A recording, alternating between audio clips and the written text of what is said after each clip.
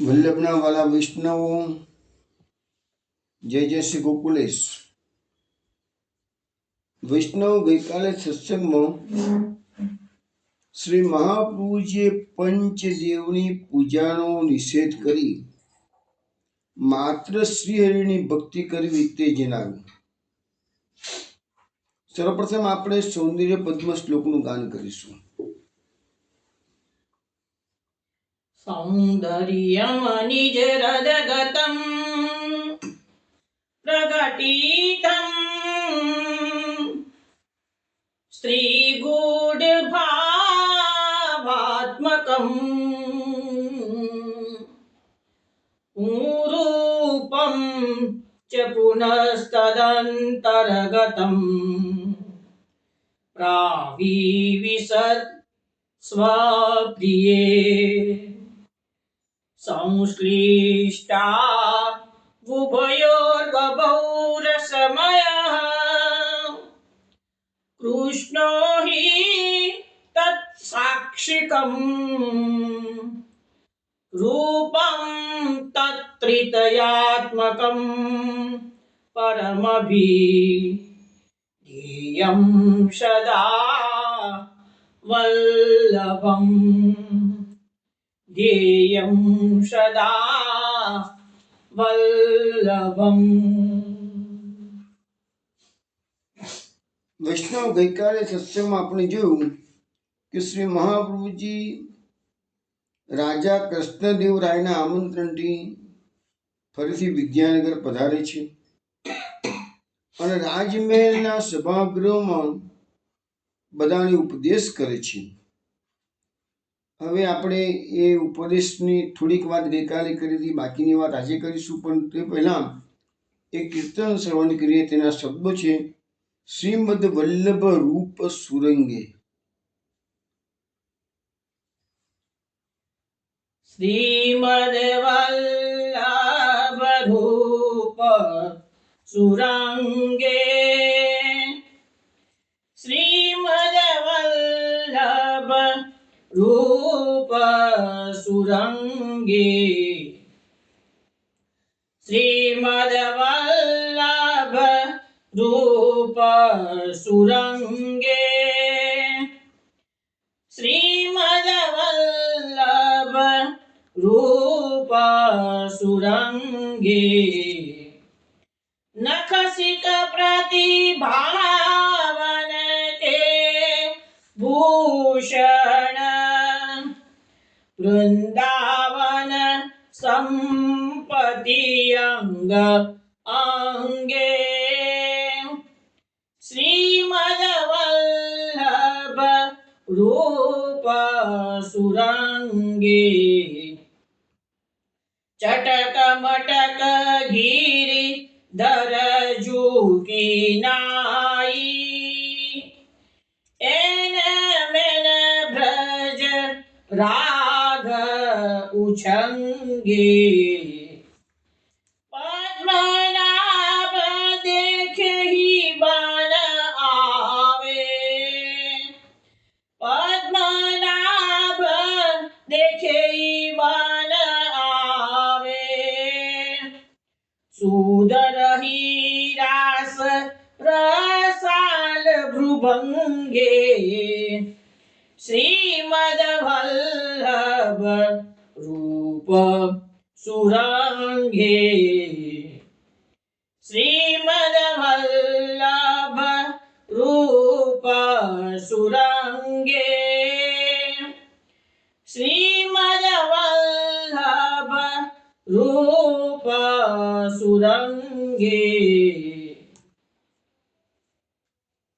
વૈષ્ણવ આ કીર્તન આપે સારંગ રાગમાં શ્રવણ કર્યું છે. આ કીર્તન પદ્મદાસજી આપણને સમજાવે છે કે શ્રી મહાપ્રભુજીનું સ્વરૂપ કેવું છે, તો સાક્ષાત શ્રી કૃષ્ણ જ છે. વસ્તુતઃ કૃષ્ણ એવ, એ વાત આ કીર્તનમાં આપણને સમજાવવામાં આવે છે. પહેલી લીટી છે કે શ્રીમદ વલ્લભ રૂપ સુરંગે. તો શ્રીમદ આચાર્યજીનું સ્વરૂપ સાક્ષાત ઉત્તમ પ્રકારની લીલાના રંગ રસમાં પરિપૂર્ણ છે. મહાપ્રભુજીનું આખું જીવન ભગવાનની લીલા રસથી ભરપૂર છે. નખસિક પ્રતિભાવન કે ભૂષણ વંદ્રાવન સંપત્તિ અંગ અંગે. હવે અહીંયા શબ્દ આવ્યો ભાવન કે ભૂષણ. મહાપ્રભુજીએ જે આભૂષણો ધારણ કર્યા છે કયા છે? તો ભાવનાના આભૂષણો. એ તો વાત થઈ ગઈ છે કે અનેક વાર કે આ પુષ્ટિ માર્ગ છે ભાવનાનો માર્ગ છે, અને તમે જેવી ભાવના કરશો એવું જ થશે. એવું જ ભગવાન તમારા જીવનમાં ઘટનાઓનો ક્રમ આવી જશે. એટલે કહેવામાં આવે છે કે નખથી શિખા પર્યંત અલૌકિક ભાવોના ભૂષણો મહાપ્રભુજી ધારણ કરે છે, અને શ્રી વંદરાવની સંપત્તિ શ્રી મહાપ્રભુજીના અંગે અંગમાં છવાઈ રહેલી છે. પછી કહે છે કે ચટક મટક ગિરધર ઝુકી નાઈ એન મેન વ્રજ રાગ ઉચ્છંગે. હવે ગિરધરલાલની જે ચટકીલી મટકીલી લલિત છબી જેવી છે એવી આપશ્રીની પણ રમણીય છબી છે. મહાપ્રભુજી સારા ભારતની અંદર 3 વાર પરિક્રમા કરી ખુલ્લા ચરણારવિંદે. શ્રી કૃષ્ણચંદ્રએ 84 કોષ ગૌચારણ લીલા ગૌચારણ કર્યું છે બ્રજમંડળમાં ખુલ્લા ચરણારવિંદે મેં. મહાપ્રભુજીએ કોઈ સવારીનો ઉપયોગ કર્યો નથી. શ્રી કૃષ્ણચંદ્રએ પણ ભગવાને બ્રજમંડળમાં જ્યાં સુધી બિરાજ્યા છે ત્યાં સુધી કોઈ સવારીનો ઉપયોગ કર્યો નથી. અને એમને ઉચ્ચલિત સ્વરૂપ, મહાપ્રભુજીનું ઉચ્ચલિત સ્વરૂપ છે વ્રજરાજ કુમાર છે. પછી કહે છે પદ્મનાભ દેખે બન આવે સુદ રહી રાસ રસાલ ભ્રુભંગે. એટલે કે એવી છબીનું દર્શન થાય તો સર્વ ફલાત્મક મનોરથો સિદ્ધ થઈ શકે. એવા સ્વરૂપના ભ્રુભંગના દર્શન થવાથી જ સર્વદા રસરૂપ લીલાની સ્મૃતિ બની રહે એવો ભાવ આ કીર્તનમાં પદ્મનાભ દાસે પ્રદર્શિત કરેલો છે. એટલે આખો બધા પદ્મનાભ દાસના જેટલા પદો હું લઉં છું એ બધામાં મુખ્ય વાત એક જ છે કે મહાપ્રભુજીનું જે શ્રીઅંગ છે એ વ્રજલીલા માધુર્યથી ભરપૂર છે. અને અહીંયા તો પર્ટિક્યુલરલી જે ગુસાંજીના શબ્દો છે વસ્તુતઃ કૃષ્ણૈવ, એ જ વાત આપણને દર્શાવવામાં આવી છે. વૈષ્ણવ, ગઈકાલે સત્સંગમાં આપણે જે છેલ્લે જે વાત કરતા હતા કે મહાપ્રભુજીએ વિદ્યાનગરના રાજાના સભાગૃહમાં બધાને ઉપદેશ કરતા સમજાયું કે સેવામાં ચિત્ત લાગેલું રહે એના માટે અંતઃકરણની શુદ્ધિની ખૂબ જરૂર છે. હવે આ વસ્તુ પુષ્ટિ માર્ગમાં એપ્લિકેબલ તો છે જ, પરંતુ અત્યારે ખબર નથી પડતી, પણ હાઇલાઇટ થતું નથી આ બાબતમાં કે અંતઃકરણની. અને એવું નથી કે પુષ્ટિ માર્ગમાં કોઈ પણ ધર્મનો પાયો છે એમાં અંતઃકરણની શુદ્ધિ પર ભાર મૂકવામાં આવેલો જ છે. જ્યાં સુધી મનમાં કપટ કલેશ આ બધું ભરેલું છે ત્યાં સુધી સેવા, તમે એ બધી સેવા પછી શું થશે કે તામસી ભક્તિ થઈ જાય. આપણે બધું સમજી ચૂક્યા છીએ કે જ્યારે કપટ ભાવ રાખી ઈર્ષ્યા દ્વેષથી આપણે જ્યારે ભક્તિ કરતા હોઈએ કે બીજા કરતાં હું વધારે સારો છું, અથવા તો બીજાઓ તો જો કશું આવો વૈભવી સેવા કરી શકતા નથી, હું કેટલી મોટી વૈભવી સેવા કરું છું, એ બધા પ્રકારના જો ભાવ મનમાં આવી ગયા તો એ ભક્તિ તો ભલે છે પણ એ તામસી ભક્તિ છે. અને આપણો પુષ્ટિ માર્ગ કયો છે? નિર્ગુણ ભક્તિ માર્ગ છે. આપણામાં તો સાત્વિક ભક્તિને પણ સ્થાન નથી, તો પછી તામસી ભક્તિનું સ્થાન કઈથી હોય? તો એ બધા માટે મેઇન જરૂરી છે અંતઃકરણની શુદ્ધિ. અંતઃકરણ શુદ્ધ કેવી રીતે થાય એના મહાપ્રભુજી ઉપાયો સમજાવે છે. એ હવે આપણે આજે એ સમજવાનો પ્રયત્ન કરીએ છીએ.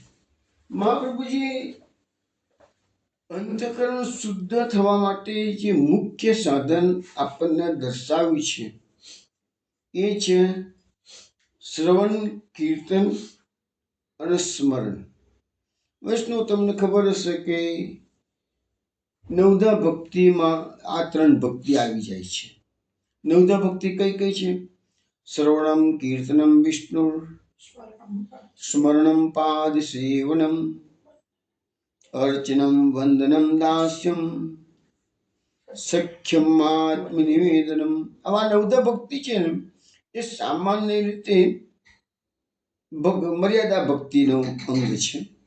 અને પુષ્ટિ ભક્તિમાં તો મેં કહ્યું ને એ પ્રમાણે આત્મનિવેદન, જે મર્યાદા ભક્તિનું છેલ્લું અંગ, નવધા ભક્તિનું છેલ્લું અંગ આત્મનિવેદન ને પુષ્ટિ ભક્તિનું પહેલું અંગ છે. એટલે જ્યાં મર્યાદા પૂરી થાય તો પુષ્ટિ ભક્તિ શરૂ થાય. તો અહીંયા અંતઃકરણ સુધી તો મર્યાદામાં પણ જોઈએ છે અને પુષ્ટિમાં પણ જોઈએ છે. પણ અંત્યકરણ શુદ્ધિ માટે મર્યાદા હોય કે પુષ્ટિ હોય, એમાં શ્રવણ, કીર્તન અને સ્મરણ એ 3ને પ્રાધાન્ય આપવામાં આવેલું છે. હવે આપણે સમજીએ છીએ કે શ્રવણ એટલે શું? શ્રવણ એટલે ભગવાન સંબંધી કથાઓ તમે સાંભળો એટલે એનું નામ શ્રવણ છે. અત્યારે જે તમે ભક્તિ કરી રહ્યા છો સત્સંગમાં, એ શ્રવણ ભક્તિ. અને હું જે બોલી રહ્યો છું એ કીર્તન ભક્તિ. અને તમે શ્રવણ કર્યું, મેં કીર્તન કર્યું, પછી તમે એને વાગોળ કરો, યાદ કર્યા કરો વારે ઘડીએ, તો એને સ્મરણ કહેવાય. હવે આપણે તો સામાન્ય રીતે છે ને સ્મરણ ભક્તિને સર્વશ્રેષ્ઠ કહેવામાં આવેલી છે. બધી ભક્તિઓ, બધે ગમે તેટલી ભક્તિ છે, નવધા ભક્તિ હોય કે બીજી બધી ભક્તિ હોય, પણ સ્મરણ, કારણ કે અંતકાલે છે મામેવ સ્મરણ મુક્ત્વા કલેવરમ ય પ્રયાતિ સમદ્ભાવમ યાતિ નાસ્ત્રત સંશય. ભગવાને ગીતામાં કહી દીધું છે કે અંતકાલે જે મનુષ્ય મારું સ્મરણ કરતો દઈ છોડે છે તે અંતે મને પામી છે. એટલે સ્મરણ ભક્તિ જ સર્વશ્રેષ્ઠ ભક્તિ છે. અને મહાપ્રભુજીના જે સિદ્ધાંતો આપણે સમજવાનો પ્રયત્ન કરીએ તો ચિત્તસ્તત્પ્રવણમ સેવા, જે ચિત્તમાં ઠાકોરજીને ક્યારે પધરાવાય કે એનું સતત સ્મરણ કરતા રહીએ તો એ ચિત્તમાં કૃષ્ણની પધરામણી થવાની ને, તો એ જ સેવા છે કે છે. એટલે સ્મરણ ભક્તિને શ્રેષ્ઠ કહેવામાં આવેલી છે. હવે આપણે કહ્યું કે સ્મરણ, ભગવાનની કથાઓ સાંભળવાની, એ શ્રવણ છે. હવે અહીંયા મહાપ્રભુજી સમજાવે છે સભાજનોને કે ભગવાનની કથાનું જે સામર્થ્ય છે ને, એ ભગવાનના સામર્થ્યના ઇક્વિવેલન્ટ છે, બરાબર છે બધું કે છે. આપણે પણ પેલા વાત થઈ ગયેલી છે કે ભગવાન એટલે 6 ગુણો: સડધર્મ, ઐશ્વર્ય, વીર્ય, યશ, શ્રી, જ્ઞાન, વૈરાગ્ય. પણ ભગવાનની કથામાં પણ 6 ગુણ રહેલા છે. ભગવાનમાં 6 ગુણ છે એમ નહીં, ભગવાનની કથામાં પણ 6 ગુણ છે. કયા કયા 6 ગુણ છે? તવ કથામૃતમ તત્જીવનમ કવિવિરીડિતમ કલ્પશાપહમ શ્રવણમંગલમ શ્રીમદાતતમ ભુવિ ગૃણન્તિ તે ભૂરિદા જણા. તો આ શ્લોકમાં ગોપીજનો, ગોપી ગીતનો શ્લોક છે. આ ગોપીજનો આ શ્લોકમાં ભગવાનના કથાના 6 ગુણ બતાવે છે. તવ કથામૃતમ તપ્ત જીવનમ, તમારું કથારૂપી અમૃત છે એ દુઃખી થયેલાઓનું જીવન છે. સંસારના તાપથી જે લોકો તપ્ત થઈ ગયા છે એના માટે જીવન છે. કવિ વિરીટમ એટલે મહાપુરુષોએ પણ ગાયેલું છે. કર્મશાપ, કલિયુગના દોષોનું હરણ કરનારું છે. શ્રવણ મંગલમ, શ્રવણથી કલ્યાણ કરનારું છે. શ્રીમદાતતમ એટલે કે શ્રી એટલે લક્ષ્મી, અને લક્ષ્મીજી પણ આપણને આપે છે. અને આતતમ એટલે કે તમને એનું સર્વવ્યાપી, ભગવાનની કથા સર્વવ્યાપેલી છે. તો એવી રીતે 6 ગુણો ભુવિ ગૃણન્તિ તે ભૂરિદા જના, એટલે જે આ પૃથ્વી પર એનું ગાન કરે છે એ મહાન દાની છે. એટલે કહેવાનો મતલબ કે તમે કોઈને અન્નદાન કરો, વસ્ત્ર દાન કરો, પૈસાનું દાન કરો, બીજું બધું દાન કરો, એનાથી તમને પુણ્ય પ્રાપ્ત થશે. પણ ભગવાનની કથા તો ભૂરિદા જના, એ મોટો દાનેશ્વર તો ભગવાનની કથાનું જે દાન કરે છે એ. પણ એટલું ધ્યાન રાખજો કે કથાનું દાન કરનારવાનું નિસ્વાર્થ ભાવે કરતા હોય તો જ. જો પાછું એ કથા, ભાગવત કથાઓ રોજ ચાલતી હોય છે અનેક જગ્યાએ, તો એ બધામાં જો દ્રવ્ય મેળવવાની જ વૃત્તિ હોય તો પછી એ દાન સાચું દાન નથી, એ ભૂરીદા જેના એપ્લિકેબલ ત્યાં થઈ શકે નહીં. જે નિસ્વાર્થ ભાવે સતત કૃષ્ણનું બધાને એક જ વસ્તુ છે કે વૈષ્ણવોને કૃષ્ણમય બળના જીવન બની જાય, એ ભાવથી જે લોકો સત્સંગ કરાવતા હોય કે કથા કરતા હોય તો એ ઉત્તમ કથા છે. તો અહીંયા ભગવાનની કથાનું સામર્થ્ય બતાવવામાં આવેલું છે. ભગવાનની કથા મોક્ષદાયની છે, પરમાનંદ રૂપ છે. ભગવાનની કથાનું શ્રવણ કરવાથી ભગવાનના ગુણો કર્ણ દ્વારા હૃદયમાં પ્રવેશ કરી તેમાં રહેલા પાપોને ઓલવી કીર્તન દ્વારા મુક્તિ બહાર કાઢી નાખે છે. હવે જુઓ કે અહીંયા બતાવ્યું છે ભગવાનની કથા અસર કેવી રીતે કરે છે. તો ભગવાન તમે કાનથી સાંભળો પણ બીજા કાનથી કાઢી નાખવાનું નહીં, અંદર હૃદયમાં જવું જોઈએ તો છે. તો એ ભગવાનની કથા હૃદયમાં તમારો પ્રવેશ કરશે, કર્ણ દ્વારા હૃદયમાં પ્રવેશ કરશે એટલે અંદરની જે ગંદકી છે, કલ્મષાપહ, કળિયુગના પાપો અંતઃકરણમાં કરોડો જન્મોના સંગ્રહાયેલા છે, એને ધીરે ધીરે વલોવી નાખે છે અને બહાર કાઢે. નિકાળ મારી જગા કર ચલ. હવે ભગવાનનો પ્રવેશ ક્યારે થશે? પહેલા ભગવાનની કથાનો પ્રવેશ થશે. હવે આ ઘણા લોકો પ્રશ્ન આવતો હોય છે કે ભાઈ ભગવાનનું અમે નામ લઈએ છીએ પણ આનંદ આવતો નથી. આવો જનરલ બહુ જ કોમન કમ્પ્લેન છે આ તો. પણ એ બધાને એક જ વસ્તુ સમજાવવાની છે કે જ્યાં સુધી આપણા અંતઃકરણમાં દોષો ભરેલા છે ત્યાં સુધી એ ભગવાનની કથા અંદર જશે તો એ તરત ને તરત આનંદકારી નહીં બની શકે. પણ થાક્યા વગર, કંટાળ્યા વગર સતત તમે શ્રવણ ભક્તિ કર્યા કરશો અને એ કથા તમારા કર્ણ દ્વારા હૃદયમાં પ્રવેશ કરશે તો ધીરે ધીરે ધીરે ધીરે અંદરના બધા કલેશો જે છે, દુઃખો પાપો છે, એ બધા બળીને ભસ્મ થશે. અને બીજી વસ્તુ છે કે જ્યારે એ પાપોને બળવાનો સમય આવે છે ને ત્યારે પાપોને બળવાનું ગમતું નથી, એટલે એ તમને છે ને બીજી રીતે પણ હેરાનગતિ થતી હોય છે, જેને આપણે એમ સાદી ભાષામાં કહીએ ને તો સંકટો આવતા હોય છે. જેમ ભક્તિ માર્ગમાં આગળ વધો એમ થોડું સંકટોનો સામનો કરવાની તૈયારી રાખવી પડે. તો એ પાપો છે ને એ જ હેરાન કરતા હોય છે. ઇવન સ્વર્ગના દેવો છે ને એ પણ હેરાન કરતા હોય છે. આ બધું ભક્તિ માર્ગમાં થોડા વિઘ્નો આવે છે ને એનું કારણ આ બધી વસ્તુઓ છે. પણ થાક્યા વગર, કંટાળ્યા વગર તમે જો એને સતત શ્રવણ કર્યા કરશો તો એક સમય એવો આવશે કે અંદરની બધી ગંદકી દૂર થઈ જશે અને અલ્ટિમેટલી તમને આનંદની પ્રાપ્તિ થશે. હવે આપણે પેલું કોઈ પાત્ર હોય આપણા ઘરમાં અને ઘણું જ ગંદુ હોય અથવા તો ઘણા વખતનું ઘર આપણું બંધ કરીને રાખી મૂકેલું હોય અને આપણે ખોલીએ ઘણા વર્ષો પછી ઘર, તો અંદર કેટલા બધા બાવા બાજી ગયેલા હોય, ધૂળ લાગી ગયેલી હોય બધી જગ્યાએ. ભલે ને ઘર પેકનું પેક બંધ જ રહ્યું છે તો પણ એ ઘરની અંદર જીવાત થઈ ગયેલી હોય, બીજા બધા નાની મોટી ગંદકી થઈ ગયેલી હોય, કદાચ પક્ષીઓ ઘૂસવાની જગ્યા હોય તો પક્ષીઓએ ગંદકી કરેલી હોય, તો એ બધા ઘરને સાફ કરતાં એક જ વખતમાં સાફ થશે નહીં થાય, વારંવાર સાફ કરવું પડશે ત્યારે ચોખ્ખું થશે મકાન.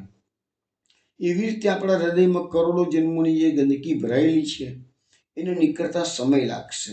એટલે થાક્યા વગર તમે સતત ભક્તિ કરશો તો એક સમય એવો આવશે કે અંદરની ગંદકી સાફ થઈ જશે ને એટલે પ્રભુ આરામથી વિરાજમાન થશે અને તમને આનંદનું દાન કરશે. એટલે આ મેં શ્રવણ ભક્તિ વિશે તમને કહ્યું. હવે કીર્તન ભક્તિ છે. તો કીર્તન ભક્તિ કોને કહેવાય છે? ભગવદ વાચક શબ્દોની શક્તિનો અને તાત્પર્યનો બીજાને બોધ કરવો અથવા સ્વયં તેનો નિશ્ચય કરવો તે નામ કીર્તન. કીર્તનનો અર્થ એવો નહીં કે સખાની વાણી જે આપણે ગાઈએ છીએ કે રાગમાંથી કે બી સારંગ રાગ ગાયો કે ગૌરી રાગ ગાયો, એવું નહીં. એ કીર્તન ખરા પણ કીર્તનનો અર્થ એવો થાય કે કોઈ પણ પ્રકારની તમે કથા કરતા હોય, સત્સંગ કરતા હો તો એ જે કહે એનું નામ કીર્તન. એટલે અને આપણા તો એવું કહેવાય છે કીર્તનીયો સદા હરિ, શ્રી હરિનું જ કીર્તન કરાય. કે પછી તમે બીજી આ બધી લૌકિક વાતો કરો તો એ કીર્તન ન કહેવાય. કીર્તનીયો સદા હરિ, હરિનું જ કીર્તન થાય, બીજાનું કીર્તન ન થઈ શકે કોઈ સંજોગોમાં. તો એ જે બોલો છો એ કીર્તન કહેવાય છે. પ્રથમ સ્કંદની અંદર એક શ્લોક આવે છે. પ્રથમ સ્કંદ સત્સંગ આપણો ઓલરેડી થઈ ગયો છે. એમાં એક શ્લોક આવે છે, યત ફલમ નાસ્તિ તપસા ન યોગેન ન સમાધિના તત્ફલમ લભતે સમ્યક કલૌ કેશવ કીર્તનાથ. એટલે કે છે કે આ કળિયુગની અંદર તપથી, યોગથી, સમાધિથી જે ફળ મળતું નથી એ ફળ સારી રીતે કળિયુગમાં શ્રી કૃષ્ણના કીર્તન માત્રથી પ્રાપ્ત થાય છે. યોગ, સમાધિ, તપ કશાની જરૂર નથી. કેવલ કૃષ્ણ કૃષ્ણનો જપ કર્યા કરો. તસ્માત સર્વાત્મના નિત્યમ શ્રી કૃષ્ણ શરણમ મમ વદદ ભીરેવ સતતમ સ્થેમિત્યેવ મેમતિ. બસ સતત શ્રી કૃષ્ણનું સ્મરણ કરો, નામ સ્મરણ કરો, પઠન કરો.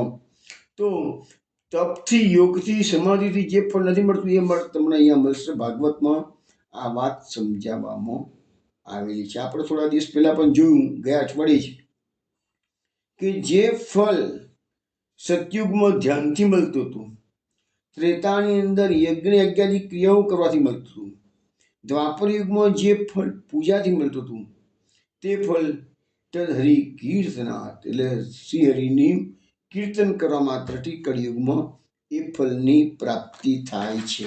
એટલે શ્રી હરિની કીર્તનનો મહિમા આપણને સમજાવવામાં આવેલો છે. હવે તમે શ્રવણ કર્યું, પછી કીર્તન કર્યું, હવે જે કથાઓ આપણા હૃદયમાં ભરાઈ ગઈ એ કથાને પછી વારંવાર વાગોળ કરી દઈએ, એનું નામ છે સ્મરણ. સતત સ્મરણ. હવે આપણને સામાન્ય રીતે સ્મરણમાં શું રહેતું હોય છે? તો જે વસ્તુ આપણને બહુ ગમતી હોય એ આપણને સ્મરણમાં રહે. અને જે આ રસ્તામાં આપણે પસાર થતા હોઈએ અને ઉકરડા પર દ્રષ્ટિ થાય છે, તો દ્રષ્ટિ કરીએ છીએ પણ મનમાં એ ઉકરડાનો કેટલી ગંધ છે કે કેટલું કેવો કચરો પડ્યો છે એ આપણા મગજમાં ભરાય નથી ભરાતો. પણ ત્યાંથી થોડુંક આગળ જઈએ અને કોઈ સુંદર વસ્તુ દેખાય તો તરત એ આપણા મગજમાં ઉતરી જશે ને આપણે બે જેને કહીશું, યાર હું ત્યાંથી પસાર થતો, શું રૂપ પર તો ડેકોરેશન હતું, શું સરસ વસ્તુ હતી કે છે. તો એ સ્મરણ થયું કે આપણે કહીશું ત્યાં તો કેટલો બધો ઉકરડો છે એ આપણે યાદ જ નહીં રાખતા હોઈએ. પણ કોઈ સુંદર ડેકોરેશન જોવા મળશે તો તરત આપણે એને યાદ રાખીશું. તો સ્મરણમાં જે વસ્તુ આપણને ગમી ગઈ છે એનું સ્મરણ આપણને વારંવાર થયા કરશે. ઘણા લોકો એમ કહેતા હોય છે અમારી પાસે કે ભાઈ અમને યાદ નથી રહેતું, અમને યાદ નથી રહેતું. તો મારી એક જ દલીલ છે બધાની પાસે કે દુનિયામાં એવો તો કોઈ માણસ છે કે જેની આ શક્તિ બિલકુલ ના હોય, પરંતુ તમને જે ગમે છે એ યાદ રહી જાય છે. અમારે એક ડૉક્ટર અમારા ઘેર આવતા ઘણી વાર, તો એમને હું ઘણી વખત કહું, મારાથી ઘણી મોટી ઉંમરના ડૉક્ટર હતા, ઘણી વખત કહું કે ભાઈ તમે યાર એટલીસ્ટ આપણે પુષ્ટિ માંગીએ વસ્તુ છે, એમના તકનો તો પાઠ શીખો યાર. તો કે ના નારાયણ મને યાદ નથી રહેતું કે છે. હું કહું યાર એમનાસ્ટક તો તમારે કરવું જ પડે, ચાલે જ નહીં યાર. પુષ્ટિ માર્ગમાં યાર એક એમનાસ્ટક તો ઇઝીમાં ઇઝી છે ને, એ બધું સરસ વસ્તુ મહાપ્રભુજી આપણને બતાવ્યું છે અંદર. તો મને કે મને યાદ જ નથી રહેતું કે છે. મેં કીધું ડૉક્ટર સાહેબ તમે હજારો કંપનીઓના હજારો અટપટા નામો યાદ રાખો છો કે નથી રાખતા? એ યાદ રહે તો એમનાસ્ટક કેમ યાદ ના રહે તમને? પણ કેમ? પેલા હજારો કંપનીના હજારો અટપટા નામો એટલા માટે યાદ રહે છે, એમાંથી પૈસા મળે છે. મહાપ્રભુજી જો એમ કીધું હોત એક એમનાસ્ટકનો પાઠ કરશો તમારા ખાતામાં 100 રૂપિયા જમા થઈ જાય તો ડૉક્ટર તમે દિવસના 1000 એમનાસ્ટકના પાઠ કરતા થઈ જાઓ. હું મજાકમાં કરું અને ડૉક્ટરને મજા આવે મારી વાતો સાંભળવાની. પણ કહેવાનો મતલબ શું છે કે યાદશક્તિ નથી એ વાત નથી, આપણો રસ નથી, મુખ્ય વાત ત્યાં આવીને ઊભી રહે છે. એટલે અહીંયા આપણને સમજાવવામાં આવે છે કે ભગવાનની જે સર્વશ્રેષ્ઠ ભક્તિ છે, નવધા ભક્તિમાં એ કોણ કે પુષ્ટિ ભક્તિમાં પણ કોણ, બધામાં એક જ વસ્તુ છે કે સ્મરણ ભક્તિ સર્વશ્રેષ્ઠ છે. હવે હું તમને એક એક્ઝામ્પલ ઘણી વખત આપતો જોઉં છું. ગોપીજનો અને રૂક્ષ્મણી આ બેની કમ્પેરિઝન ઘણી વાર કરતો હોઉં છું. ગોપીજનોની ભક્તિને પુષ્ટિ ભક્તિમાં સર્વશ્રેષ્ઠ કહેવામાં આવ્યું છે, ગોપી પ્રેમ કી ધ્વજા કહેવામાં આવેલું છે. નારદ ભક્તિ સૂત્રમાં પણ લખ્યું છે કે ભક્તિ કેવી યથા ગોપિકા નામ એમ કહેવામાં આવ્યું છે નારદ ભક્તિ સૂત્રમાં. ગોપીઓની ભક્તિ સર્વશ્રેષ્ઠ કીધી છે, પણ ગોપીજનોને વ્રજમંડળમાં હરણી શ્રી કૃષ્ણ લીલાના દર્શન થતા હતા. એમને કનૈયો જે ઈચ્છા થાય નંદાલયમાં પહોંચી જાય તો કનૈયાની અનેકવિધ લીલાઓના દર્શન કરતા હતા. કનૈયો એમને સુખ આપવા માટે એમના ઘરમાં પધારીને અનેકવિધ રીતે ઉત્પાતો કરતો હતો, મજાક મસ્તી કરતો હતો, ગોપીજનોનો આનંદ પમાડતો હતો. એવા કનૈયાના દર્શન એના હાથવેતમાં હતા. એટલે ગોપીજનોને સતત કૃષ્ણનું સ્મરણ રહે એમાં તો કોઈ નવાઈની વાત નથી. પરંતુ તમે રૂક્ષ્મણીજીનો કિસ્સો જુઓ. ભલે આપણે મર્યાદા ભક્તિ કહીએ છીએ, પરંતુ રૂક્ષ્મણીજીમાં એને તો કોઈ દાડો કૃષ્ણ જોયા જ નથી. ભલે લગ્ન થયા પછી વાત નથી, એની પહેલાની વાત કરું છું. કૃષ્ણમાં એને એક તરફી પ્રેમ થઈ ગયો રૂક્ષ્મણીનો. ક્યારે થયો? જ્યારે નારદજી જેવા સંતો ભીષ્મક રાજાના ત્યાં પધારતા વારંવાર અને રૂક્ષ્મણી પાસે બેસી અને એ સંતો કૃષ્ણની લીલાનું ગાન કરતા. એટલે એક લીલા કથાના શ્રવણ માત્રથી રૂક્ષ્મણીજીના હૃદયમાં કૃષ્ણના ગુણોએ પ્રવેશ કર્યો અને એ ગુણોએ એવો પ્રવેશ કર્યો કે રૂક્ષ્મણીનો એક તરફી પ્રેમ કૃષ્ણ માટે પ્રગટ થઈ ગયો. તો અહીંયા રૂક્ષ્મણીની શ્રવણ ભક્તિથી જ એને કૃષ્ણની પ્રાપ્તિ થયેલી છે, એ ચોક્કસ આપણે કહી શકીએ. ગોપીજનોની ભક્તિ સર્વશ્રેષ્ઠ કહેવામાં આવેલી છે, પરંતુ ગોપીજનોને તો કૃષ્ણ સામે ને સામે જ હતા. અનેક વખત કૃષ્ણના, અનેક વખત નહીં, અહર્નિશ 11 વર્ષ સુધી કૃષ્ણના લીલાના એમને દર્શન કરેલા છે. તો એવા ગોપીજનોની જે ભક્તિ છે એ દર્શનીય ભક્તિ છે. રૂક્ષ્મણીની ભક્તિ છે એ શ્રવણીય ભક્તિ છે. પણ શ્રવણીય ભક્તિ કેવું કામ કર્યું છે? તો રૂક્ષ્મણીજીને કૃષ્ણ સાથે લગ્ન સંબંધી બંધાઈ ગયા છે. લગ્ન સંબંધી રૂક્ષ્મણીજી બંધાઈ ગયા. જ્યારે ગોપીજનોને તો કૃષ્ણ છોડીને જતા રહ્યા. હા, એક વાત છે, ભલે છોડીને ગયા છે, પણ ગોપીજનોએ કૃષ્ણને નથી છોડ્યા, કૃષ્ણ છોડીને ગયા છે. ગોપીજનો તો સતત પોતાના ચિત્તમાં, મહાપ્રભુજી કહે છે ને, ચિત્તસ્તત પ્રવણમ સેવા. તો ગોપીજનો તો સતત શ્રી કૃષ્ણના પોતાના ચિત્તમાં રાખ્યા છે. એટલે ગોપીજનોને તો છોડીને ગયા છે વ્રજમંડળ પ્રભુ, પછી સતત એમને વિયોગનું પણ સુખ પ્રાપ્ત, વિયોગમાં પણ સુખ હતું, વિરહનું પણ સુખ હતું.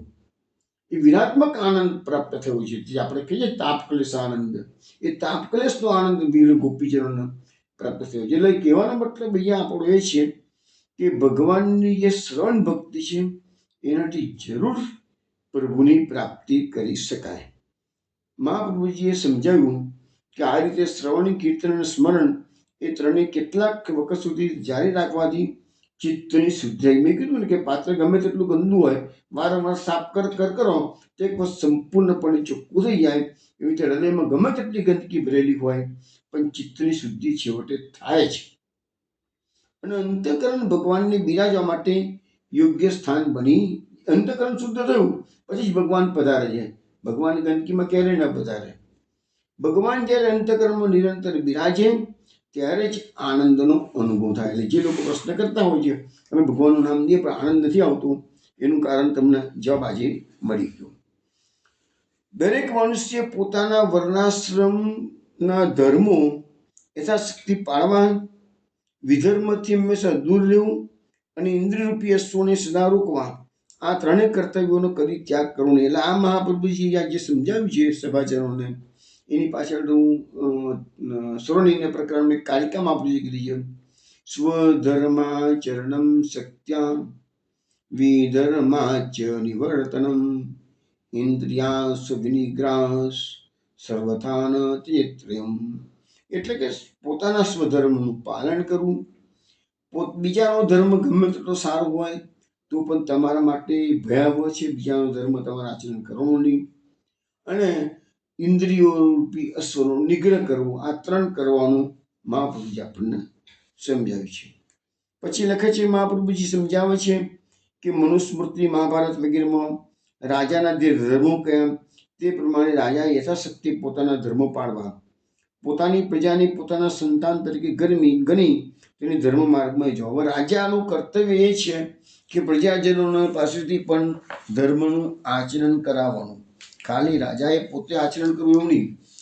અને આ જ વસ્તુ ભાગવતમાં બીજી જગ્યાએ એવું કહેલી છું કે રાજાએ પ્રજાને ધર્મનું આચરણ કરાવવું, મા બાપોએ પોતાના સંતાનો પાસે કરાવવું, અને ગુરુએ પોતાના સેવકો જોડે ધર્મનું આચરણ કરાવવું. અને તો જ એ ગુરુ છે, તો જ એ મા બાપ છે, અને તો જ એ રાજા છે. નહીં તો પછી બધા દોષના અધિકારી થઈ જાય છે.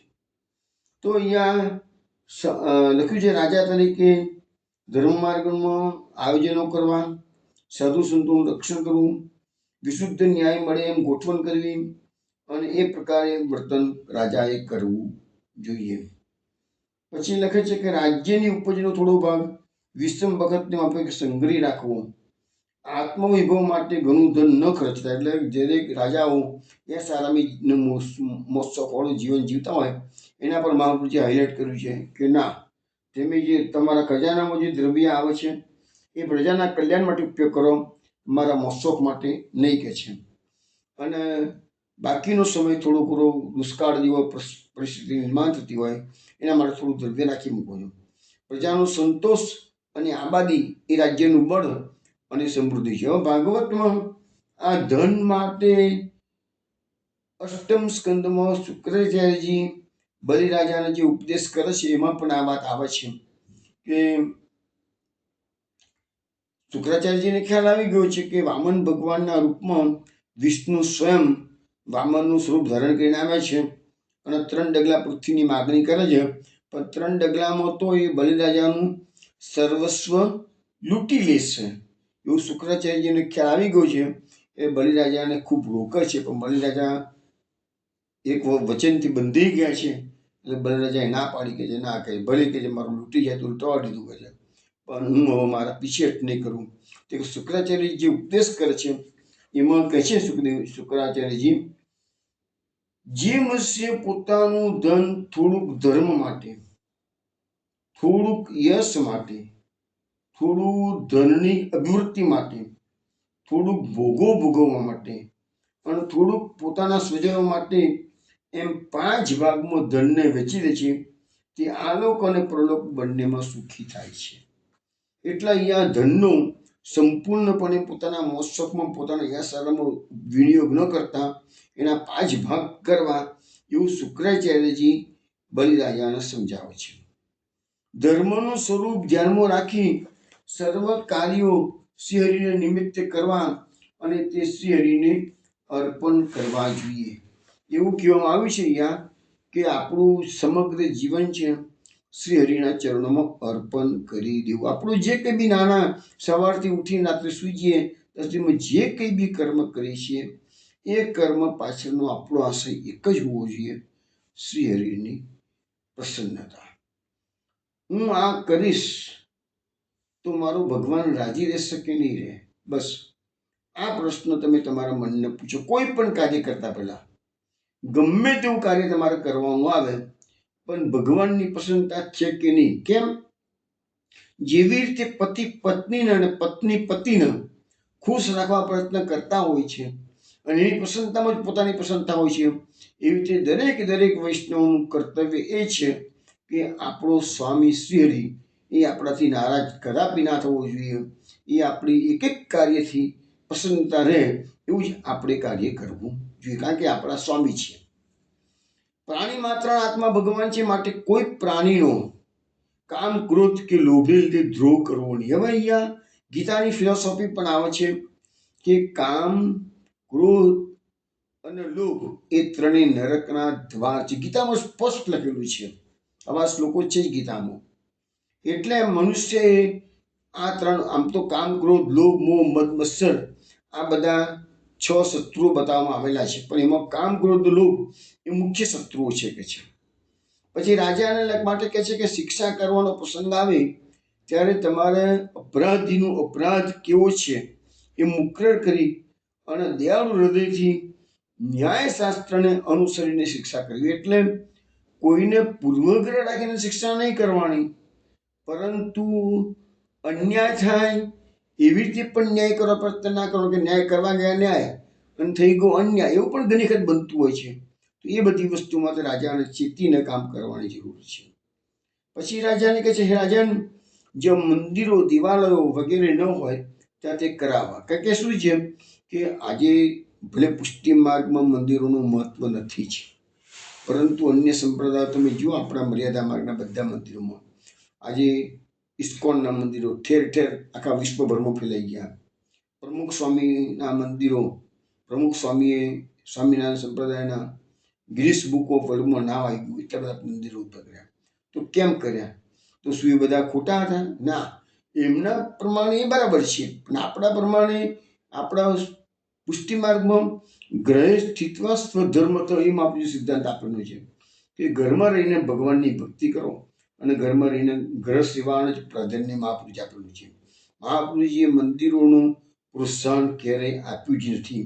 કે કોઈ એમની પાસે બી દામોદરદાસ સંભારવાળા કે પુરુષોત્તમદાસ શેઠ કાશીવાળા એવા બધા મોટા મોટા શિષ્યો હતા ને, એમને ક્યાં કોઈને આજ્ઞા કરી છે કે જાઓ તમે એવું મોટું શિખરબદ્ધ મંદિર બનાવી દો, મોટું નાથદ્વારામાં બન્યું, જેતીપુરામાં બન્યું છે એવું મોટું મંદિર તમે પણ કાશીમાં નિર્માણ કરો, તમે કનોજમાં નિર્માણ કરો.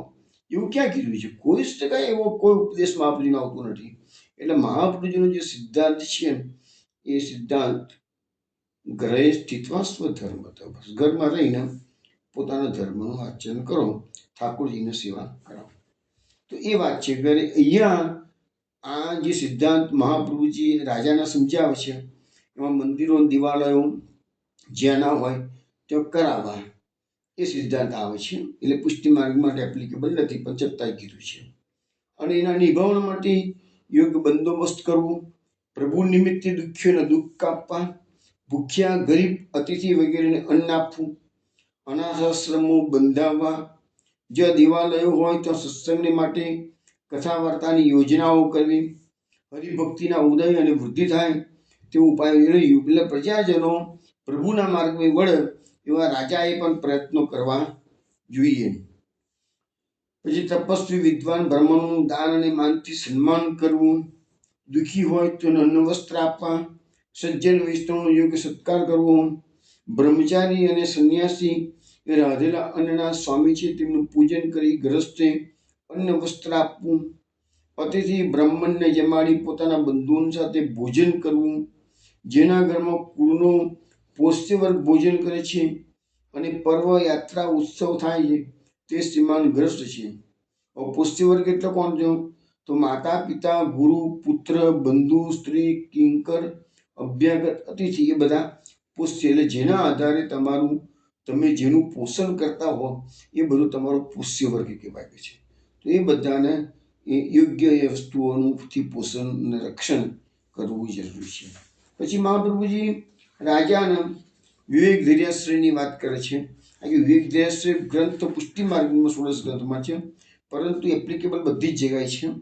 તો કીધું છે કે વિવેકસ્તુ હરિ સર્વમ નિજે ચાત કરીશતી.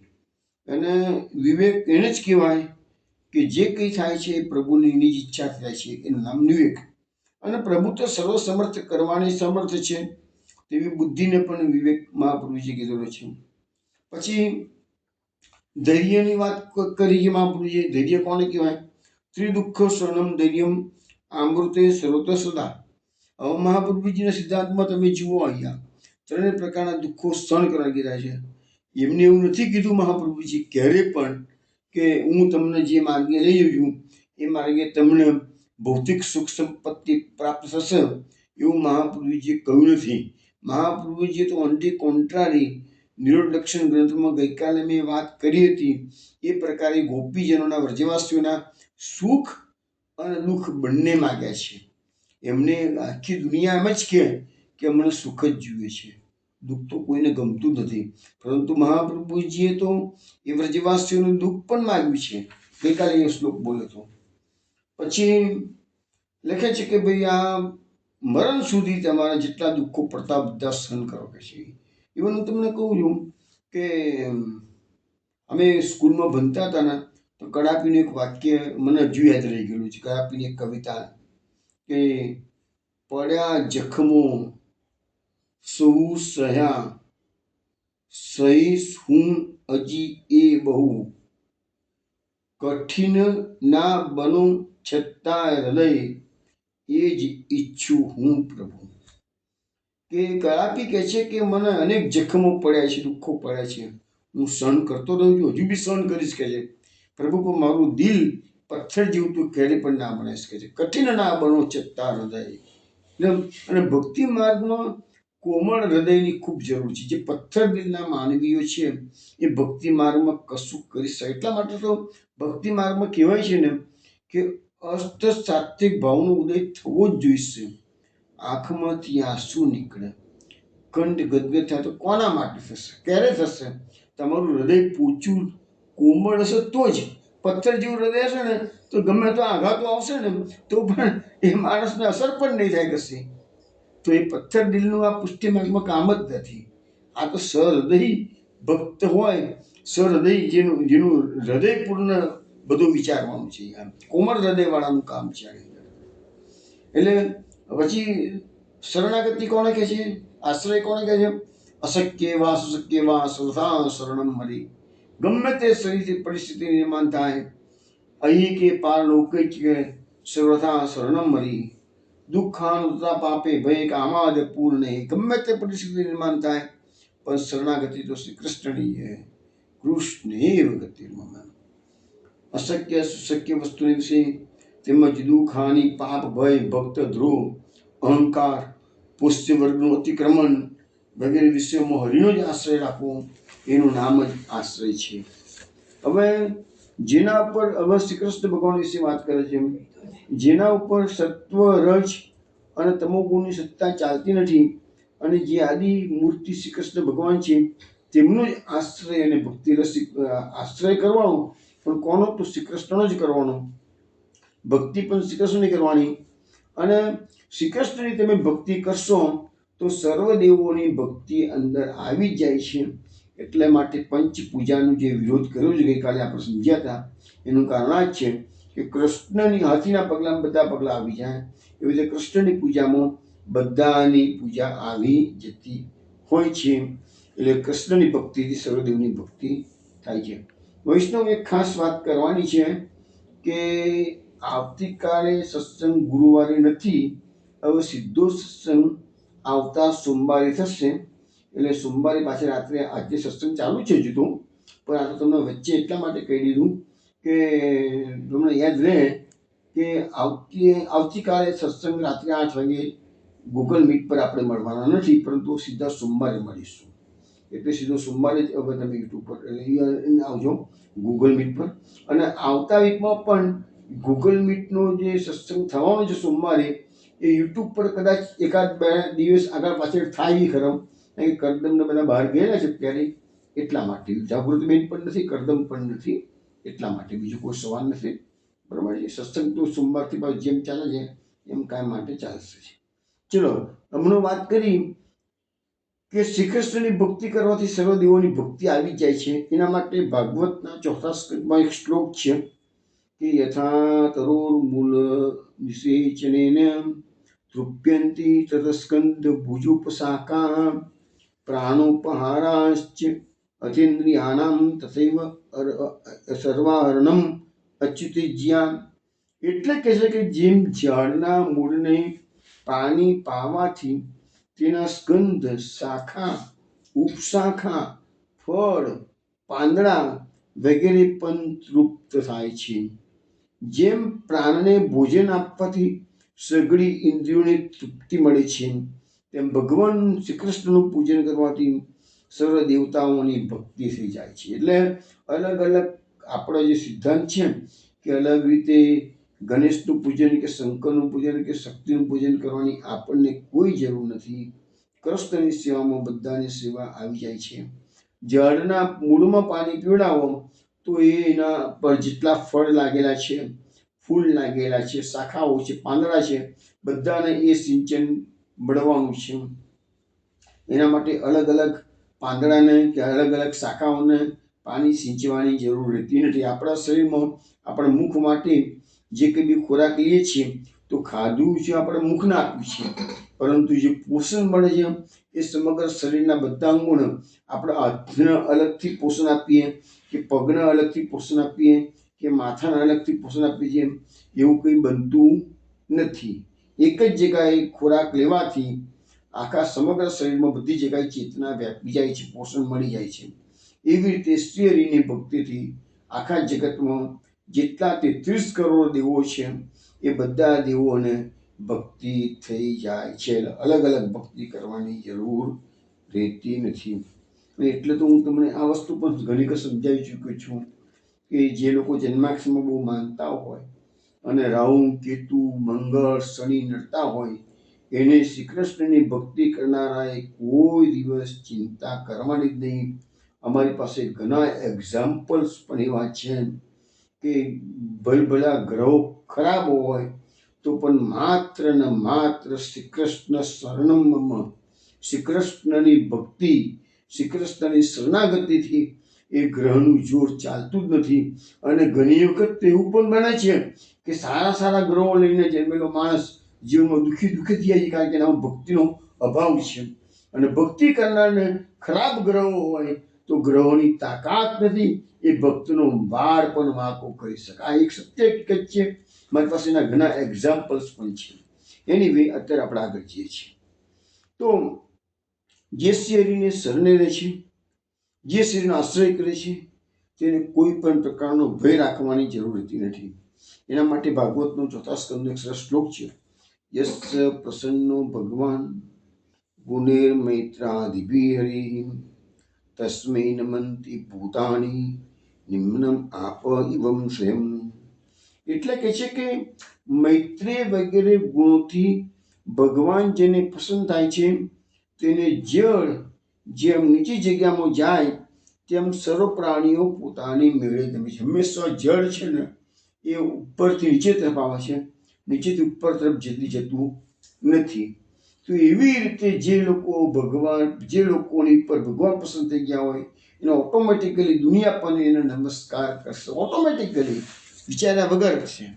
પછી 4થા સ્કંદનો એક શ્લોક છે, દીક્ષયા કરુણા મૈત્રા ચાખિલ જંતુષુ સમત્વેન ચ સર્વાત્મા ભગવાન સંપ્રસિદ્ધતિ. એટલે કે મોટાઓનું સહન કરવાથી, હલકા ઉપર દયા રાખવાથી, સમોવડિયા સાથે મૈત્રી રાખવાથી અને સર્વ પ્રાણીઓ ઉપર ક્ષમતા રાખવાથી ભગવાન પ્રસન્ન થઈ જાય છે. ભગવાનને પસંદ કરવાના સાધનો અહીંયા બતાવવામાં આવેલા છે.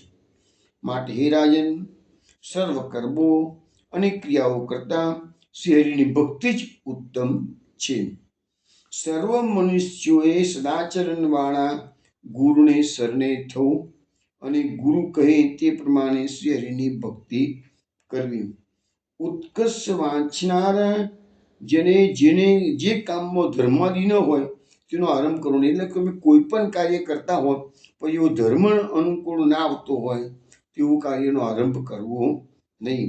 અને જેનાથી ધર્મ સધાય એવા જ કાર્યો કરવા. એટલે આપણા જીવન દરમિયાન જે અનેક કાર્યો આપણે કરતા હોઈએ છીએ એમાં ધર્મનું પ્રાધાન્ય હોવું જોઈએ. સ્ત્રીએ પોતાના પતિ અથવા પુત્રોથી જુદા પડીને રહેવાની ઈચ્છા કરવી નહીં. એઓના વિયોગથી પતિ અને પિયર એ બંને કુળને તે સ્ત્રી નિંદા પાત્ર ઠરે છે. સ્ત્રીઓએ ગ્રહ, સંતતિ તથા પુષ્ય વર્ગની ખાસ સંભાળ રાખવી જોઈએ. પોતાનો પતિ જીવતો હોય ત્યાં સુધી સ્ત્રીએ તેની સેવા કરવી અને તેના મરી ગયા પછી બ્રહ્મચર્ય પાળવું અથવા તેને જીવતા કરેલી આજ્ઞાનું ઉલ્લંઘન કરવું નહીં કહે છે. પણ પતિએ જે આજ્ઞા કરી એનું ભલે પાલન કરવાનું લખ્યું છે, પણ એક વસ્તુ સાંજો કે એ ધર્માચરણને અનુકૂળ આજ્ઞા હોય તો જ માનવાની. તો મહાપુરુષે અન્ય ગ્રંથમાં એવો ઉપદેશ કરેલો છે કે પતિ તો પછી ગમે તેવી આજ્ઞાઓ કરી બેસે તો પછી એવી આજ્ઞાઓ જે ધર્મને અનુકૂળ ના હોય એવી આજ્ઞાઓને માનવાની જરૂર રહેતી નથી. આ પ્રમાણે વ્યવહારિક ધર્મ સાચવતા છતાં સ્ત્રીઓએ સર્વદા શ્રીહરિમાં ચિત્ર સંસારને સાચવવાનું પણ છતાંય સ્ત્રીઓનું શ્રીહરિમાં ચિત્ત રાખવાનું કીધું છે અને ભગવાનના ગુણોનું શ્રવણ કીર્તન અને સ્મરણ કરવું જોઈએ. ચોથા સ્કંદનો બીજો એક શ્લોક છે, ધર્માર્થ કામ મોક્ષાખ્યમ ય ઇચ્છિત શ્રેય આત્મન એકમેવ હરિસ્તત્ર કારણમ પાદ સેવનમ. એટલે કે ધર્મ, અર્થ, કામ, મોક્ષ એમાંના કોઈ પણ શ્રેયની ઈચ્છા હોય તો તે કેવળ ભગવાનના ચરણના સેવનથી જ વળે છે. હવે પ્રહલાદ 7મા સ્કંદમાં પ્રહલાદજી અસુર બાળકોને જે ઉપદેશ કરે છે એની થોડી વાત મહાપ્રભુજીએ કરેલી છે. નાલમ જત્વમ રેવત્વમ ઋષિત્વમ વાસુરાત્મજા પ્રીણનાથ મુકુંદસ્ય ન વ્રતમ ન ભોગ્યતા ન દાનમ ન તપોનેજ્યા ન શૌચમ ન વ્રતાની ચ પ્રીતે મલયા ભક્ત્યા હરિ અન્યાદ વિડંબનમ. એટલે એમ કહેવામાં આવે છે કે હે દૈત્યોના પુત્રો, બ્રાહ્મણપણું, દેવપણું, ઋષિપણું, વ્રત, જ્ઞાન, દાન, તપ, યજ્ઞ, પવિત્રતા કે વ્રતો કોઈ પણ ભગવાનને પસંદ કરવાને માટે સમર્થ નથી. તો ભગવાન તો કેવળ નિર્મળ ભક્તિ જ પસંદ થાય છે અને એ સિવાયનું બીજું બધું માત્ર વિડંબના છે. એટલે ભગવાનને પસંદ કરવા માટે એક જ રસ્તો છે, પ્રેમથી શ્રી હરિની ભક્તિ કરવી. એટલા માટે ભાગવતના બીજા સ્કંદના 4થા અધ્યાયમાં સુખદેવજીએ જે મંગલાચરણ કર્યું છે, ભાગવતની કથા કરતાનું મંગલાચરણ, એમાં પણ એક સુંદર શ્લોક છે, યત કીર્તનમ યત સ્મરણમ્ય દીક્ષણમ યદ વંદનમ યત શ્રવણમ અધરણમ લોકસ્યો વિધુનોતિ કલ્મષમ તસ્મૈ સુભદ્રદ્રવસે નમો નમઃ. એટલે કે જેનું કીર્તન, સ્મરણ, દર્શન, વંદન, શ્રવણ તથા પૂજન લોકના પાપો તરત નાશ કરે છે એવા કલ્યાણકારી યશવાળા પ્રભુને હું વારંવાર નમસ્કાર કરું છું. આ પ્રમાણે ઉપદેશ કરી આચાર્યશ્રીએ કહ્યું, હે રાજન, સત્સંગ અને સલાહણી માટે આપની પાસે નિસ્વાર્થ બુદ્ધિવાળો, પાકટ અનુભવથી દૃઢ વિચારવાળો અને વિશેષ દ્રષ્ટિવાળો અને ભગવાનનો આશ્રય કરનાર એવા સાક્ષરને રાખો. એટલે તમે જુઓ, અહીંયા મહાપ્રભુજી રાજાને ઉપદેશ કરે છે કે તમારી જોડે એક વિદ્વાનને પણ રાખો જે તમને સતત ઉપદેશ કરતો હોય.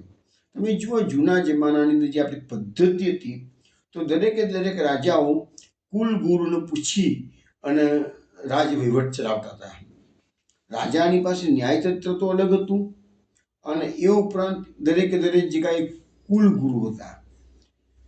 આજે યાદવોના કુલ ગુરુ ગર્ગાચાર્યજી, પેલા વ્રજવાસીના કુલ ગુરુ સાંડિન્ય મુનિ, પેલા રામચંદ્રજીના સમયમાં કુલ ગુરુ વશિષ્ઠજી.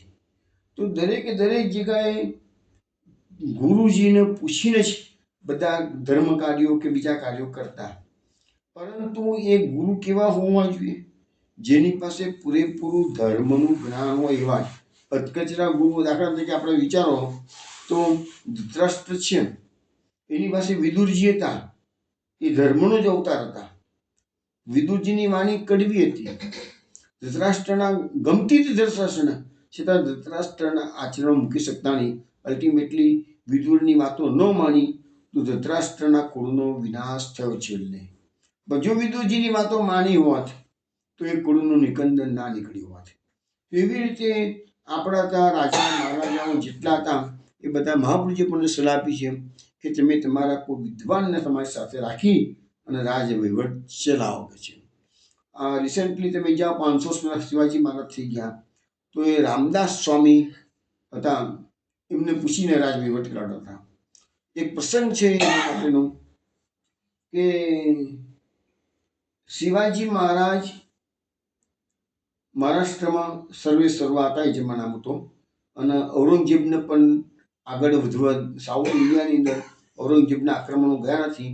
એનું મુખ્ય કારણ મહારાષ્ટ્રમાંથી જ શિવાજી બધાને અટકાવી દીધેલા, આગળ જવા નતા દીધા. એટલે આપણે હમણાં સાઉથ ઇન્ડિયાની બધી વાતો બહુ કરી આપણે સત્સંગમાં. તો સાઉથ ઇન્ડિયાના મંદિરોની જે જાળો જે આવેલી છે અને એ બધી વસ્તુ આજે પણ બચી ગયેલી છે એ આપણે જાણીએ છીએ. તો એ શિવાજી મહારાજના જીવનનો એક પ્રસંગ છે. તો શિવાજી મહારાજ રાજ વહીવટ ચલાવતા હતા તો સમર્થ રામદાસને પૂછીને કરતા હતા. હવે એક વખત શિવાજી મહારાજમાં અભિમાન આવી ગયું. એ જોવા કહે છે કે હું આટલા બધાનું પોષણ કરું છું કે રાજ્યમાં. સમર્થ રામદાસને ખ્યાલ આવી ગયો કે આજે શિવાજીના મનમાં અહંકાર આવી ગયો છે. પણ સમર્થ રામદાસજીને કશું ના કીધું. સમર્થ રામદાસ શિવાજી પાસે આવે છે. શિવાજીને કહે છે, ચલ શિવા, આપણે ઇવનિંગ વોકમાં જઈએ. એટલે ફરવા નીકળી પડ્યા બંને જણા ગુરુ શિષ્ય. ગામની બહાર જાય છે. એક પથ્થર હતો. રામદાસે કીધું શિવાજીને, શિવાજી આ પથ્થરને તોડો. તો પથ્થરનો ઘા છૂટો કર્યો તો અંદરથી એના બે ફાડિયા જેવા થયા. તો અંદરથી એક દેડકી કૂદતી બહાર નીકળી અને થોડું પાણી ભરેલું હતું. તો સમર્થ રામદાસે કીધું, શિવા, આ દેડકી પથ્થરની મધ્યમાં ગઈ કેવી રીતે? અંદર પાણી ભરાયું કેવી રીતે? આ તે તું તારા રાજ્યની અંદર આ પથ્થર છે ને કે છે, તો આ પાણી ભરવા તું ગયો તો કે છે? શિવાજી મહારાજ કહે છે, ના. કોને પાણી ભર્યું છે? ભગવાને. તો શિવા, જેવી રીતે ભગવાન જીવ માત્રનું ધ્યાન રાખે છે, આ દેડકીના પોષણ માટે ભગવાને અંદર પણ એ પથ્થરની અંદર જવાની કોઈ જગ્યા નથી તો પણ અંદર પાણીની જળની વ્યવસ્થા દેડકીના જીવન માટે કરી છે. એવી રીતે તમારું જે સમગ્ર રાજ છે એ રાજની વ્યવસ્થા ભગવાન જ કરે છે, તું તો નિમિત્ત માત્ર છે. ત્યાં શિવાજી મહારાજને ખ્યાલ આવી ગયો. આજે સવારે મેં થોડો મનમાં અહંકાર કર્યો હતો, એ ગુરુદેવને ખબર પડી ગઈ છે. અને ગુરુદેવે મને પ્રેક્ટિકલ લેસન શીખવાડ્યું. પ્રેક્ટિકલ, સીધું મોડે મને કીધું, બેટા તું કેમ અહંકાર કરું છું, એમ નથી કીધું, સીધું જ કરીને બતાવ્યું. જો કૃષ્ણ ભગવાન બધા જીવોની કેવું કામ કરે છે કે દેડકી માટે પથ્થરની તિરાડની અંદર એકદમ અંદરના ભાગમાં પોલાણ જે થોડુંક એમાં પણ જળની વ્યવસ્થા ભગવાને કરેલી છે. આ આપણે જોઈએ છે નારિયેળ છે. નારિયેળ આપણા બજારમાંથી બધા નારિયેળ લઈ આવ્યા છો, બરાબર છે? તો નારિયેળ તો બધી બાજુથી પેક હોય છે. તો અંદર જળ આવ્યું કેવી રીતે? છે તો આવે છે, હકીકત છે. એ બધી વ્યવસ્થા ભગવાનની ગોઠવેલી વ્યવસ્થાઓ છે. તો અહીંયા મહાપ્રભુજી ઉપદેશ કરતા કે છે કે આવા રાજાઓએ એક વિદ્વાન સાક્ષર હોય એને પોતાની પાસે સલાહ સૂચન માટે રાખવો જોઈએ, જે સાચું ધર્મના માર્ગદર્શન આપે. અને એ પ્રમાણે ઉપદેશ કર્યા પછી રાજા વગેરે જે સંદેહના ખુલાસા પૂછ્યા તે આચાર્યશ્રીના સેવકો શેષ ભટ્ટ વગેરે ક્રમવાર બતાવ્યા. પછી આચાર્યશ્રીએ શ્રી વિઠ્ઠલનાથજીની સેવાનો ક્રમ, રાજા રાજમાતા તથા રાણીઓને સારી રીતે બતાવ્યું. રાજાને કહેવાથી શેષ ભટ્ટને રાજાની પાસે મહાપુરુષે મૂક્યા છે. પછી આચાર્યશ્રી પોતાના આશ્રમમાં આવ્યા છે. રાત્રે કથા વાર્તા કરી છે. ત્યાંથી બીજે દિવસે હવે મહાપ્રભુજી પંઢરપુર તરફ પ્રયાણ કરવાના છે. અને એ વખતે એ દેશના જે શિષ્યો શ્રી આચાર્યજીની સાથે હતા તેમને આચાર્યશ્રીએ કહ્યું કે તમારામાં જેઓ ઉત્કંઠા રાખવાવાળા હોય તેમની ઈચ્છા પૂર્ણ થાઓ. તમે બધા હવે પોતપોતાના સ્થાને કે જાઓ. હરિની ઈચ્છા હશે તો અમારું સમાગમ પૂર્ણ થશે. એમ કહી તેઓએ આચાર્યશ્રીએ તે બધા સેવકોને વિદાય કરે. જે લોકો એ સ્થાનના લોકલ એમની શરણે આવેલા હતા અને જોડે રહેતા હતા એ બધાને હવે વિદાય કરી દીધા છે. પછી પોતાનું અનેક કાર્ય, હરિની સેવા અને કથા કરતા અને રોજ 2 પ્રહર મહાપ્રભુજી ચાલતા. આચાર્યશ્રી થોડા દિવસમાં કોલ્હાપુર પહોંચે. મહારાષ્ટ્રમાં કોલ્હાપુર છે ને, એમાં મહાલક્ષ્મી માતાનું બહુ મોટું સ્થાન છે. મહાપ્રભુજીએ મહાલક્ષ્મીજીના દર્શન કર્યા છે, ભેટ કરી છે. એક દિવસ રહી ત્યાંના લોકોનો ઉપદેશ કર્યો છે. ત્યાંથી સહ્યાદ્રી પર્વત પર મહાપ્રભુજી પધાર્યા છે. ત્યાંથી અહોબલેશ્વર અને કૃષ્ણા નદીનું મૂળ ઉદ્ગમ સ્થાન છે, ત્યાં મહાપ્રભુજી પધાર્યા છે. ત્યાં જે તીર્થો હતા ત્યાં સ્નાન કર્યું. પછી શિવા વગેરેથી પરવાર્યા. એટલે દિવાકર નામનો આંધ્ર બ્રાહ્મણ ત્યાં આવ્યો અને તેને બોલ્યો કે આચાર્યવર્ય, કર્મની કેવી ગતિ છે તે કૃપા કરીને કહો. ત્યારે આચાર્યશ્રી બોલ્યા કે તમે શાસ્ત્ર જાણવા વાળામાં ઉત્તમ છો અને જાણ્યા છતાં અજ્ઞાનીની માફક પ્રશ્ન કરો છો. તો સાંભળો, પ્રશ્ન શું આવ્યો કે કર્મની ગતિ કેવી છે. જો આ મહાપ્રભુજી આ બધાને ઉપદેશ કરે છે, એ ઉપદેશ ભલે વિદ્વાનોને મૂંઝવણના જવાબમાં કરે છે, પણ આપણને બધાને એપ્લિકેબલ છે. માટે હું તમને મહાપ્રભુજીની કથાની સાથે સાથે એમને જે શાસ્ત્રાર્થ થયો છે, એટલીસ્ટ એનો સાર તો હું તમને બધાને બતાવી રહ્યો છું. હવે એ કર્મ યોગીઓની શું ગતિ છે, જ્ઞાનીઓની ગતિ કેવી છે, ભક્તિ માર્ગીઓની ગતિ કેવી છે, એ બધી વાતો પાછી આપણો પ્રશ્ન અત્યારે ચાલુ છે. જવાબ આવતા અઠવાડિયે સોમવારે રાત્રે 8 વાગે આપણે જ્યારે મળીશું ત્યારે મહાપ્રભુજી એ બ્રાહ્મણને શું જવાબ છે એ આપણે જોઈશું. ત્યારે આપણને ખબર પડશે. હવે સીધું આવતા સોમવારે રાત્રે 8 વાગે આપણે મળીશું ગૂગલ મીટ પર. અને એ વખતનો જે સત્સંગ છે એ યુટ્યુબ પર 2-3 દિવસ પછી આવશે, એનું તમે નોંધમાં રાખજો. ચલો વૈષ્ણવ, ત્યાં સુધી જય જય શ્રી ગોકુલેશ, જય જય શ્રી ગોકુલેશ.